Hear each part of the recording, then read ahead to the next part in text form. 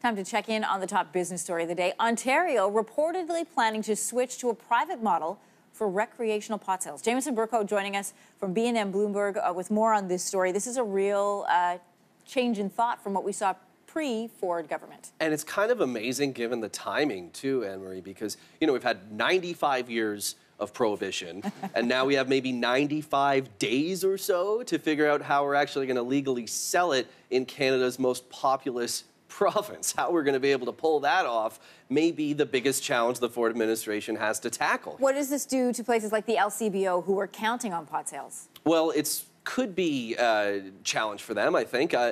I sort of saw the writing on the wall because I did a story a couple of weeks ago looking at all the different provinces and territories and what their hiring is like, not at the sort of retail level, but all the bureaucrats that need to be hired to sort of manage the wholesaling and the distribution models of it all. Ontario was one of the only provinces, the other one was Quebec, that hired all of nobody. They were running it all just with the resources they had at the LCBO. So that was a big red flag that maybe this wasn't going to work out. The other one, of course, being that the Ontario Cannabis Store was going to have 40 stores by legalization. Even that seemed like, well, how are they going to get 40 stores open when they only mentioned 4 locations so far? But even if they pulled that off, Anne-Marie, that works out to about 1 store for every 338,000 people in this province. And so you can only imagine the lineups.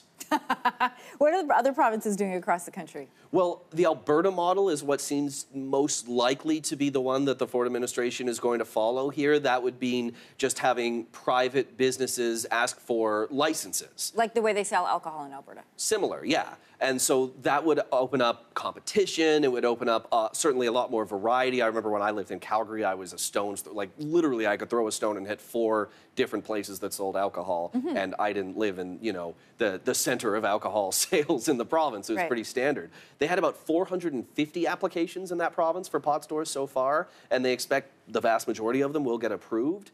But the challenge in this province is going to be, we have all these gray market locations, right? I mean, you can't walk for more than a few blocks in the city of Toronto anyway and not come across a dispensary which has all the trimmings of looking legal, but in fact is not in any way legal right now. So how we'll be able to, because that's really the lowest hanging fruit here right now, right, is how the Ford administration will be able to legitimize many of those locations, because that's, when you have this short a timeline, really the only option, will be a tremendous challenge for them to overcome. Politically, how does this play out for Premier Ford? Well, remember, he courted social conservatives pretty hard to win the PC leadership in the first place before, of course, the general election. So they, I imagine, will not be too pleased with this move if it over comes. money.